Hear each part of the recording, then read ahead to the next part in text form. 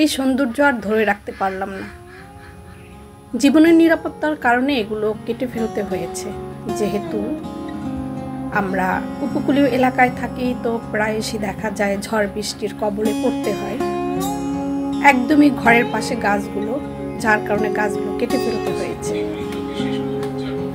ওই দেখো বৈদ্যুতিক তার, পিলার, ঠিক ওখানেই আমাদের বিশাল নারকেল গাছটা। এই পাশে ঘর, ও পাশে বৈদ্যুতিক তার।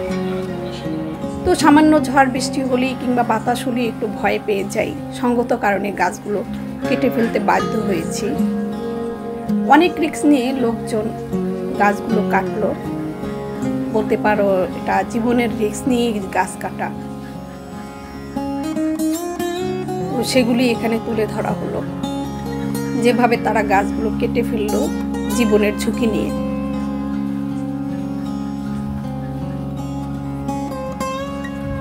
অনেক টান টান উত্তেজনায় ছিলাম আমরা।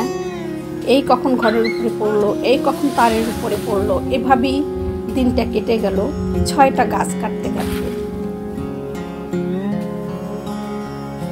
খুব আতঙ্কে ছিলাম, এই বুঝে পড়লো বৈদ্যুতিক তারের উপরে। ভিডিওতে পুরো প্রসেসটাই দেখানো হয়েছে। প্রথমে কিভাবে পাতাগুলো কাটলো, তারপরে খণ্ড খণ্ড করে কিভাবে কেটে নামালো, কতটা ঝুঁকি ছিল, সবগুলোই ভিডিওতে পর্যায়ক্রমে তুলে ধরা হয়েছে। গাছগুলো যখন কাটছিল খুব মন খারাপ হয়েছিল। প্রথমত সৌন্দর্য বিনষ্ট, দ্বিতীয়ত এটা আমার বাবার হাতের লাগানো গাছ, আজকে বহু বছরের। আর আমার বাবা মারা গেছে আজকে 33 বছর। তো তার স্মৃতি, এই বাড়িতে স্মৃতি ছিল এই গাছগুলো, শেষ স্মৃতি। যদিও এখনো কিছু গাছ রেখেছি তার হাতের, নারকেল গাছ 2-4টা আছে এখনো, কিন্তু তারপরও কাটতে খুবই মায়া লেগেছিল, খুবই মায়া লেগেছিল। তারপর তৃতীয় কারণ হলো, আসলে এখন এই দিকে তেমন একটা নারকেল পাওয়া যায় না। এগুলো তো থেকে আমরা ডাব এবং নারকেল দুটোই পেতাম, এ কারণেও মন খারাপ লাগতেছিল। কিন্তু একটাই যে আমরা প্রচণ্ড ঝুঁকির মধ্যে ছিলাম, আর এই ঝুঁকি কাটাতেই গাছগুলো কেটে ফেলতে হয়েছে।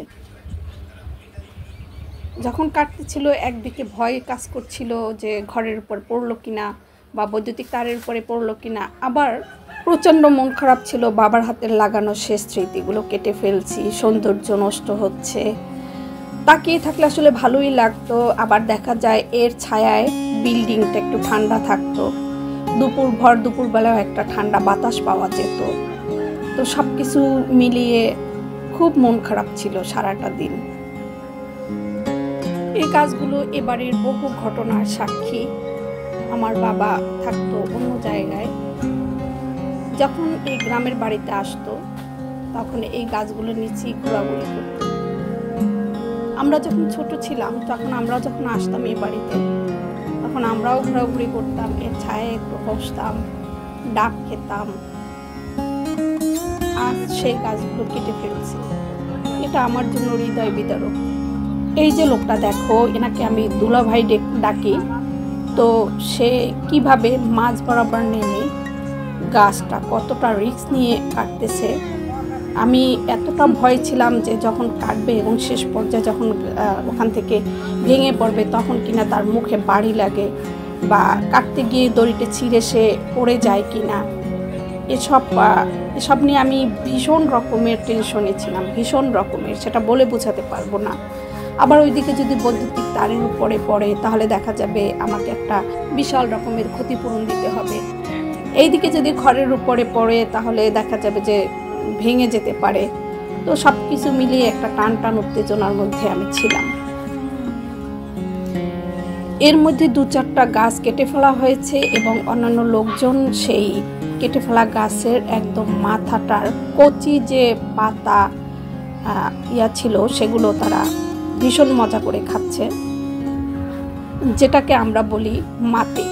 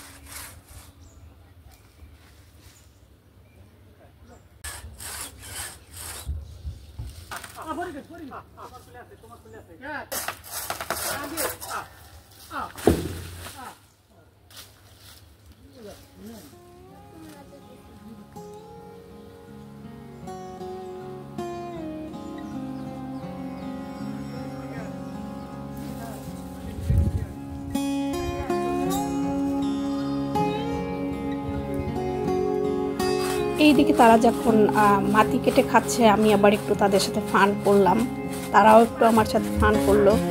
গাছ তো কাটছে কাটছে, এবার মাটিও লয়ে যেতেছে। দেখেন দর্শক বৃন্দ দেখেন, আমার গাছ তো কাটছে কাটছে নির্বিচারে, আবার মাটিও লয়ে যেতেছে।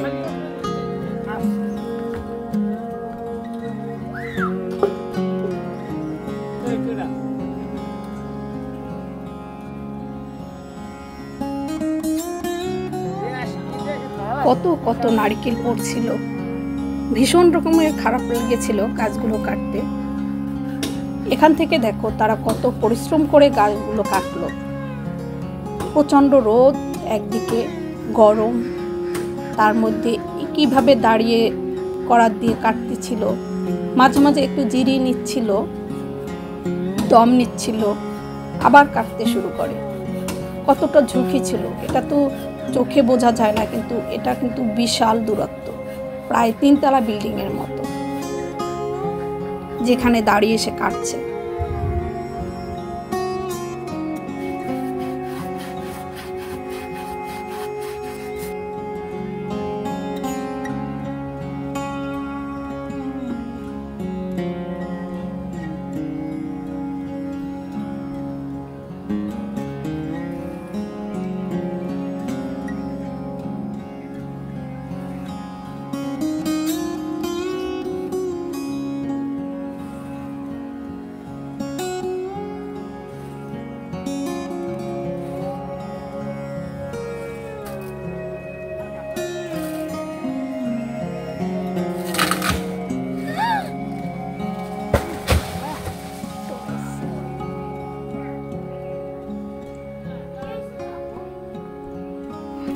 के तारार उपरे पड़ेনি।